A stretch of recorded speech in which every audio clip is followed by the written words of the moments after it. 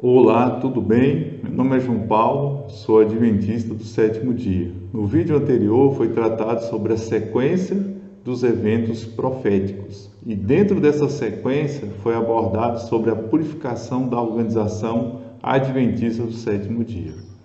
Antes de nós entrarmos neste assunto, eu queria orar com você e pedir a orientação de Deus durante este estudo. Senhor Deus, pedimos a Tua direção, que o Espírito Santo seja o nosso professor e que perdoe os nossos pecados, em nome de Jesus. Amém.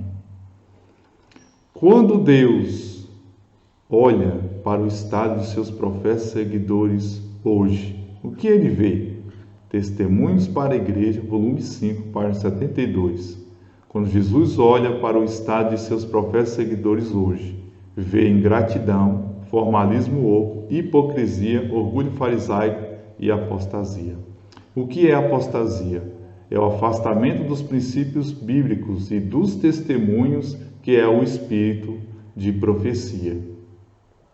Foi tratado no vídeo anterior que quando a Associação Geral aprovar a ordenação de mulheres como pastoras e anciãs, o cálice dessa apostasia estará completamente cheio e Deus está prestes a cumprir Ezequiel 9. O que diz aqui em Materiais de 1888, página 1303. Estamos em meio aos perigos dos últimos dias. Em breve chegará o tempo em que a profecia de Ezequiel 9 será cumprida. Essa profecia deve ser cuidadosamente estudada, pois será cumprida ao pé da letra. Então, o que diz lá em Ezequiel, capítulo 9, do versículo 1 ao versículo 6? Então, Ezequiel ele vê um homem com um tinteiro na mão e vê homens com armas destruidoras em sua mão. Então, Deus dá a ordem para o homem que está com um tinteiro em sua mão a marcar os homens que gemem e suspiram pelas abominações que acontecem no meio de Jerusalém. E aos outros homens que têm as armas destruidoras na mão, Deus pede para que eles passem no meio de Jerusalém, destruam aqueles que não têm a marca e não toquem aqueles que têm a marca. Então, essa destruição, ela começou pelo santuário de Deus, pelos homens anciãos que estavam diante da casa. Então, meus amigos, nós tivemos um exemplo no ano de 1902, ali um cumprimento parcial de Ezequiel, capítulo 9. E nós vamos tratar mais sobre este assunto para nós entendermos qual foi a causa da destruição dessas duas instituições no ano de 1902. Em Hebreus capítulo 10, versículos 30 e 31, diz: porque conhecemos aquele que disse: a vingança pertence a mim, eu retribuirei, diz o Senhor. E outra vez o Senhor julgará o seu povo. Coisa terrível é cair nas mãos do Deus vivo. 1 Pedro 4,17 diz: porque já é chegado o tempo em que o julgamento deve começar pela casa de Deus. E se primeiro começa por nós, qual será o fim daqueles que não obedecem ao Evangelho de Deus? Testemunhos Seletos, volume 2, páginas 65 e 66.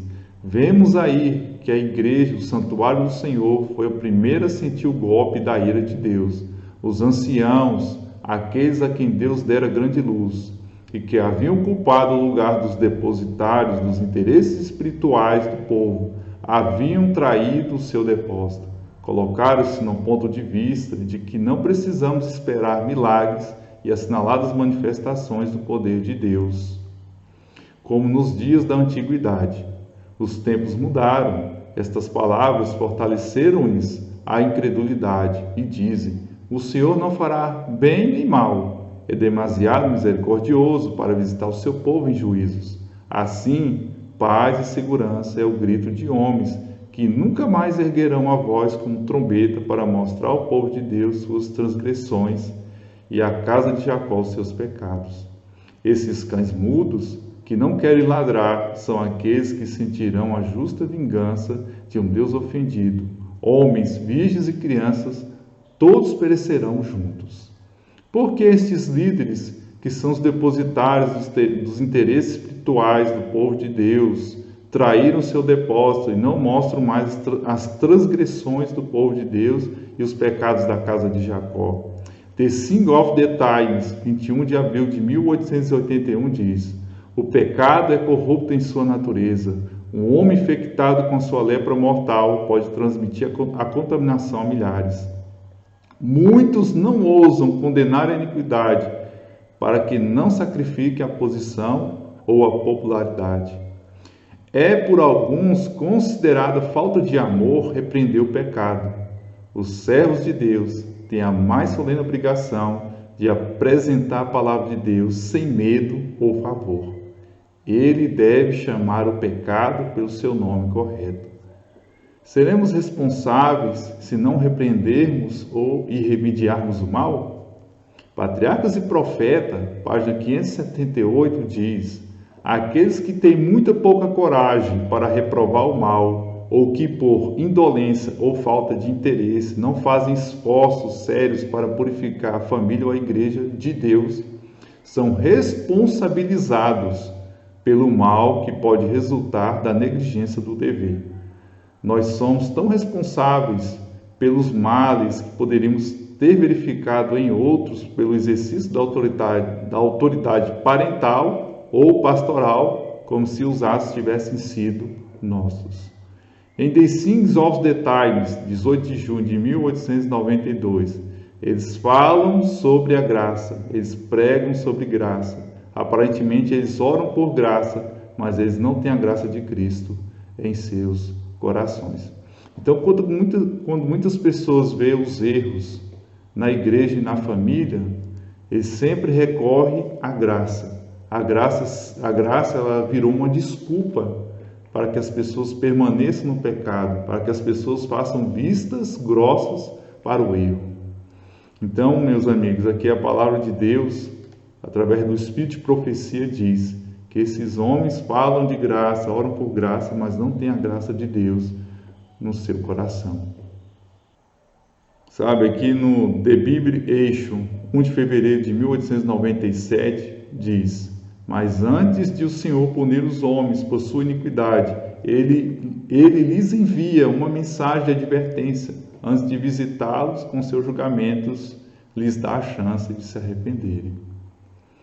Então, antes de Deus cumprir Ezequiel 9, que eu queria dizer a você que é uma profecia condicional, porque se a organização se arrepender, se retratar desta apostasia, Deus não cumprirá Ezequiel 9. Deus irá derramar outra coisa sobre a organização adventista, meu querido, que é a chuva do Espírito Santo. Mas se ela não se arrepender desta apostasia, que eu vou tratar num assunto posterior sobre os tipos de apostasia que está tendo na igreja adventista. Então, se a igreja adventista não se arrepender desses tipos de apostasia, infelizmente, Deus terá que cumprir Ezequiel capítulo 9. Então, Deus nos deu avisos e advertência com a destruição de duas instituições em 1902. Mas antes de Deus destruir essas instituições, Ele enviou avisos. Ele enviou um aviso no ano de 1890. E olha só, tem se acresciado uma ideia de que os médicos da clínica e os homens em posições de responsabilidade na casa publicadora não estejam sob a obrigação de ser controlados pelos princípios cristãos de abnegação e sacrifício. Esta ideia, porém, tem a sua origem nos concílios de Satanás. Quando os médicos revelam o fato de que pensam mais nos salários que vão receber do que na obra da instituição, mostram que não são homens em que se possa confiar como sendo abnegados servos de Cristo, tementes a Deus, fiéis em fazer a obra do Mestre. Então, essa advertência foi dada no ano de 1890, em Mensagens Escolhidas, volume 2, página 194. Então, 12 anos antes de Deus derramar os juízos, Deus já tinha advertido. No ano de 1898, Deus enviou uma outra advertência, né? E que diz assim, mensagem após mensagem de advertência e conselho foi enviada aos principais obreiros, apontando os males e os perigos. Para Uri Smith, o editor da Review, Ellen White escreveu em janeiro de 1898: Cristo se entristece e chora por nossas igrejas, nossas instituições de ensino, que têm falhado em atender a demanda de Deus. Ele vem investigar em Battle Creek, que está se movendo na mesma direção de Jerusalém. A editora foi transformada em santuários profanos e locais de comércios e mercadorias profanas. Tornou-se um lugar onde a injustiça e a fraude foram praticadas, onde o egoísmo, a malícia e a inveja e a paixão dominaram.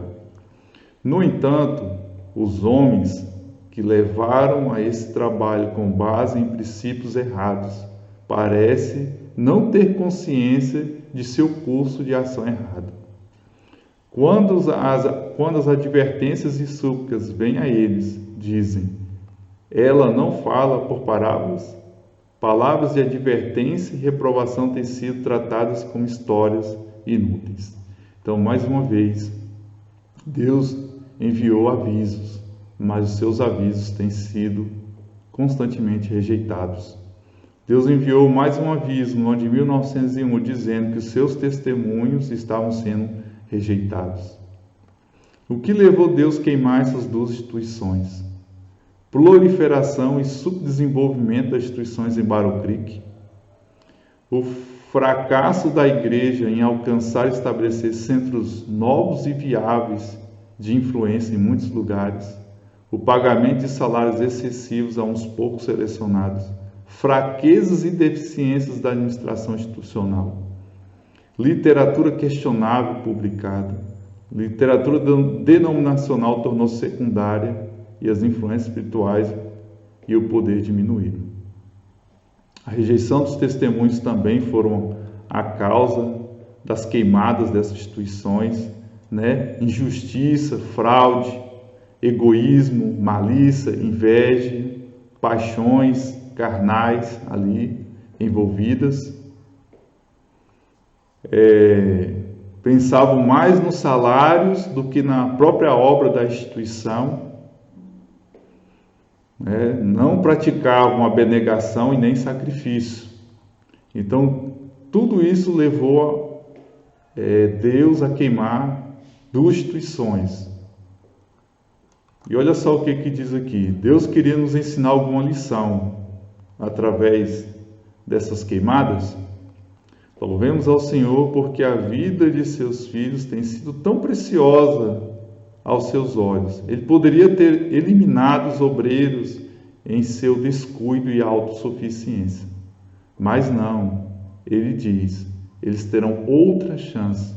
Vou deixar o fogo falar com eles e ver se vão contra-atacar a ação da minha providência.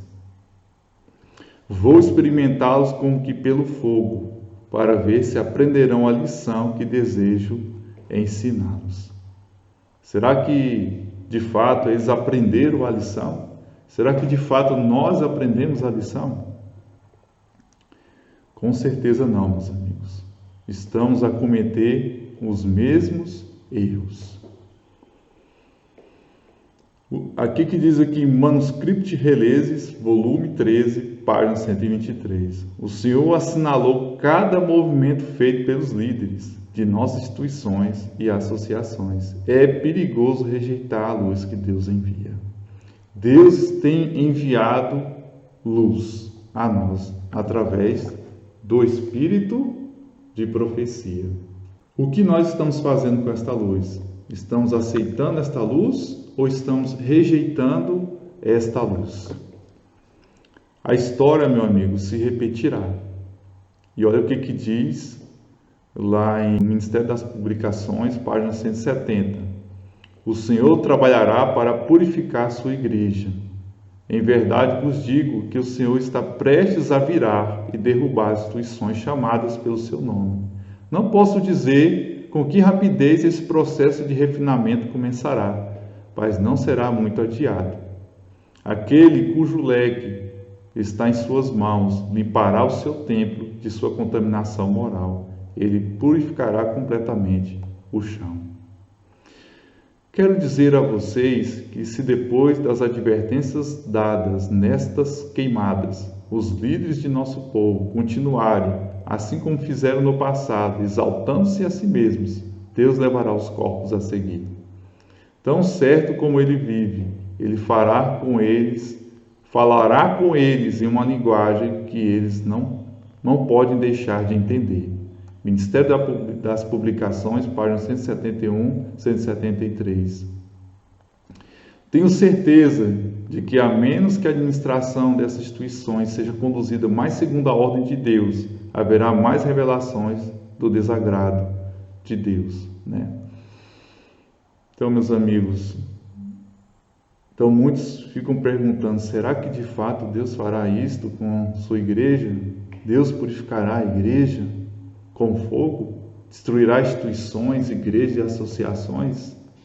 Meus amigos, se continuarmos em apostasia, indo contra os princípios bíblicos e os testemunhos que é o Espírito de profecia, será inevitável esta purificação. E olha o que diz em Testemunhos para a Igreja, volume 8, página 95. Esses que mostram por suas ações que não fazem qualquer esforço para distinguir entre o sagrado e o profano, devem saber que, a menos que se arrependam, os juízos de Deus cairão sobre eles. Esses juízos talvez demorem, mas virão. Então, Deus está nos dizendo o quê?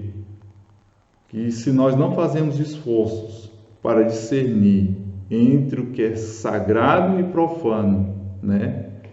E não nos arrependermos, né? Mesmo que o juízo de Deus demore, mas eles cairão. Sabe, meu amigo e minha amiga, eu queria que você entendesse uma coisa aqui. Muitos de nós, como povo, entendemos a paciência, a misericórdia e o amor de Deus de maneira errada. Pensamos que quando Deus demonstra misericórdia, amor e paciência, é para nós continuarmos no pecado. Mas não. Quando Deus demonstra amor, paciência e misericórdia, é para nós se arrepender, fazer um exame de consciência e nos ajoelhar diante dele e nos humilharmos e pedir o perdão de nossos pecados, pedir o sangue de Jesus sobre nossa vida. Sabe, meus amigos, quando acontecer a purificação da organização adventista do sétimo dia, o decreto dominical irá ganhar força. A Arca da Aliança irá aparecer. E neste momento, todos aqueles que creram nas mensagens e que se prepararam, que creram na Bíblia e no Espírito de profecia, esses receberão a chuva serôdia e darão um alto clamor. Então, essa série de eventos está para acontecer agora e devemos estar preparados. Então, se você quer estar preparado para o alto clamor, então você deve adquirir o livro do pastor Joey Creus, O Compromisso Rastejante. Então, este livro é um livro que Deus inspirou este pastor a escrever para preparar o povo para o tempo que se aproxima, que é um tempo de crise terrível. Então, se você quer estar preparado, meu querido, compre este livro, adquira este livro. E se você tiver interesse de ter este livro, né, Deus me deu a graça de traduzir este livro para o português. Então, se você tem interesse, então você pode entrar em contato no meu e-mail e aí eu estarei enviando o livro para você. Então, que Deus o abençoe, que Deus o ilumine, o proteja e dê sabedoria nesses momentos finais da história da Terra. Senhor Deus, Agradecemos porque o Senhor nos conduziu durante este estudo. Pedimos o perdão de todos os nossos pecados. É o que nós te rogamos, em nome de Jesus. Amém.